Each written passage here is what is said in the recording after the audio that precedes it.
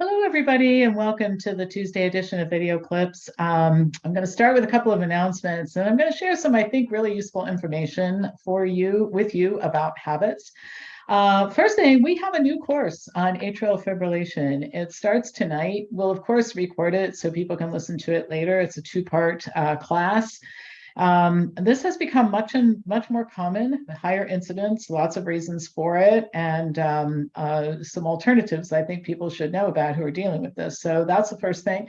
If you live in driving distance of Columbus, you should check out the stuff that we're doing locally. If we have a hot yoga studio, you get your first 2 months free. We have cooking classes. We have one of those tonight, and we do them every couple of weeks. I strongly suggest that you come to our cooking classes. We have a great instructor. The food's delicious. You'll learn a lot of great stuff, and we're pretty fun to hang out with. And then this Saturday is our Food Over Medicine, New Perspectives in Weight Loss at 1 p.m. It's at our center, and I'll be serving food. So please come and just make a reservation, pampopper@msn.com. And for those of you who are in the healthcare field or you want to be and you need some career direction, I'm available to have conversations with you. Send me an email. We can set something up. And if you're a Wellness Forum member and you've not participated in one of our orientation sessions, send me an email and we'll get you into one of those. I give you a little tour of our websites and how everything works and that sort of thing. All right. So I want to talk about habits today and why they are so darned hard to change, and they are. And I'll just start by saying, because it's the time of year, I don't like the New Year's resolution phenomenon. Most of the time, people don't follow through on the resolutions they make. And I also think that what we all should do is hold ourselves to a higher standard that, like when we see something that needs to be changed about ourselves, instead of waiting for some magical time of year, how about just looking at it and saying, okay, I'm going to tackle this now. When you notice there's a problem, well, that's the time to do something about it. Having said this, when you make the decision to change, it can be New Year's Eve or any other time, the amount of difficulty that you face is just about the same. It is really difficult to change habits permanently. All of them, all the time, same thing, right? Lots of reasons for this. And I think one of the biggest is the misunderstanding about the role of willpower. I used to think that willpower was required. And people think that, and I thought, if I had more willpower, if I was just a stronger person, I'd be more successful at this. And that's just not true. I also remember thinking that there are some people who just have some lucky willpower gene that makes it easier for them to do the things that they know they should do. I'm sure that there are some people, by the way, that just by force of will can make themselves do things. But I will tell you that the largest best practices study that's ever been done on how people successfully change habits determined that there are 6 influences on habit change, and willpower is not one of them. So if you feel like you don't have adequate willpower, that doesn't mean you can't change habits, and that does make you pretty darn normal. Now, another issue that gets in the way of changing habits is that people are creatures of habits. Even the people who say they aren't, they actually are, at least about some things. Like most people, if they're honest with you, will tell you they have a morning routine. And most people will take almost the same route to their office or place of work every single day. Most people, by the way, don't set out to do these things habitually. They just sort of eventuate over time. And this is the same way bad habits are formed. Using chocolate or sweets to make you feel better, we'll do this often enough and it becomes a habit, not because you planned for it to, but because you repeated the behavior so many times that you actually made connections in your brain that reinforce it, and you literally have trained yourself to do this. And the longer you practice the habit, the harder it is to change. There's another thing that I think is an issue, and that's familiarity. People like familiarity and they like things to be the same. And again, as much as people claim sometimes that they relish something different, when it comes to the way they do things, they're very resistant to changing circumstances.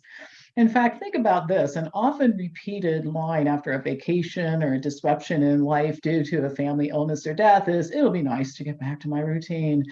And this attachment to familiarity starts at an early age. Research shows, for example, that most of the time, children prefer to return to a home in which they were abused by a parent or another adult instead of going to a new and unfamiliar place where the abuse is less likely to happen. I'll add a few more things that are associated with not so good lifestyle habits that can stand in the way of change. One thing is that it doesn't stand in the way of most jobs. Like, you can eat a terrible diet and still program computers, and you can be an amazingly capable accountant. You can eat all day, breakfast on the way to work and sitting at your desk. I mean, there's opportunities to practice, and people really don't say much about it. There's no immediate consequence for skipping exercise, for example, even for months or years. You can't get fired for eating at work. You can't get fired for weight gain and health consequences of practicing bad diet and lifestyle habits. And I certainly don't want this to be misconstrued to mean, or for anybody to interpret it, that I think that you should be fired if you don't eat well or take care of yourself. But the usual things that cause enough pain immediately to make people want to change, they're just missing in this space. Bad diet and lifestyle habits don't hurt or kill people quickly. Usually the descent into poor health and obesity happens over a really long period of time. So here's a tip, and then I'm going to give you some ideas on how to help yourself, some resources. One of the most important things that I have always said when I'm working with clients who are trying to change their habits is you have to use choice architecture. And what choice architecture really means is you make it easy to do the right thing and more difficult to do the wrong thing. So I'm filming this video right now at my house, and there's no bad food in the house. There's no chocolate, I don't have any bags of almonds and cashews, and I don't have any olive oil to cook with, and I don't have any pastries, and there's just nothing bad to eat. So in order to eat something bad, I have to get in the car and go get it, which doesn't mean I can't do it. I mean, I live less than a mile from a grocery store that has 44,000 items to choose from, most of them bad. So it's not like I can't go get it, but it's inconvenient to go get it. And it's convenient to stay here and eat a banana, for example, instead of going looking for something bad to eat. So choice architecture means you set your life up for success and make it difficult to do the wrong thing, easy to do the right thing. I have my office similarly set up. Good food, bowl of apples and fruit and some, sweet potatoes in my little fridge in my office and that sort of thing. So there's only good stuff to eat. I have to leave and go someplace to get bad food. Another thing is the way you schedule yourself, writing your workouts in your appointment book and scheduling around them. And I have one client, this is just a funny story I'll share with you. She started sleeping in her gym clothes because when she got up in the morning, she had to take them off in order to not work out. If she wasn't going to work out, she had to take them off, and and that just kept her. It's like, I've got my clothes on, and I guess I'll just go to the gym, right? So these little things that you can do to kind of get your life headed in the right direction, and then you build new connections in your brain. And the other thing I'll add is that our behavior specialist, who is just excellent at this, Mary Marshall, is offering some great programs. And Vision 2023 is about getting a vision for what you want to be, and then getting your priorities in order and having a plan, like this choice architecture that I'm thinking about, how to actually plot out a way to get to where you want to be, whether it's health or other issues too. That she's doing a boot camp on mindsets. How do you get a mindset that allows you to continue to work at this instead of the usual start, stop, start, stop? The excitement wears off. You sign up for a class or whatever, but you have to put yourself in a different headspace to be successful. And then another one is, creating specific, measurable, action-oriented, time-sensitive goals, and learning how to identify and figure out what you're going to do to get around your barriers. And we all have them. If I want to change something, first of all, I've been at this for so long and I've worked with so many people. I just know you can't get up one morning and say, okay, I'm going to do this differently, and boom, there you are. It doesn't work that way. It might work that way for 3 days, but if that's the pattern that you have, is you do things for a while and then you quit, well, then there's a whole other mentality and planning strategy to making this stuff stick. So anyway, I hope this has been helpful. If you're interested in knowing more about some of Mary's classes, I strongly suggest that you look into them. I spent a good part of my adult life until I was like in my mid-30s. That's when I started learning about eating and exercise and all this sort of thing. And it took a good long time for me to get to the place where my habits are really good and sustainable.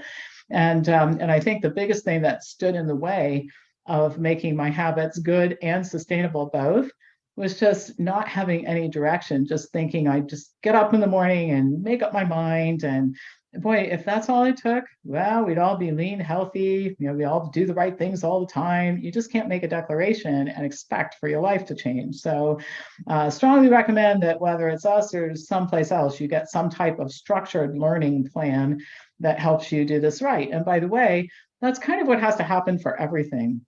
When I started in the healthy eating space, there was no program like Wellness Forum. So I had to do it through trial and error. And I did mostly error from in the beginning. I think I gained 10 pounds when I adopted a plant-based diet, mainly because I just thought you went to the health food store and bought the plant-based version of everything, including Oreo cookies. I just didn't have a clue and there was no guidance. And so I think back on all the good things that I've been able to achieve through trial and error. We've tried to make that really easy through Wellness Forum. And the same thing is true with behavior. I mean, I've taken a lot of classes in this kind of stuff, including some of Mary's. And it's why I think I'm a pretty well-grounded, disciplined person about most things. And I try to use all these skills that I've developed all over my life, not just the eating and exercise thing. So anyway, hope this was helpful. Hope it gave you a little push to take a look at what you're doing, not because it's January and it's the beginning of the year, but because it's the right thing to do if we all want to morph and get better and have an interesting and profitable and fruitful journey in life. All right, that's all for today. As usual, pass this on to anybody who you think would get something out of watching it, and I will be back to you tomorrow with more news.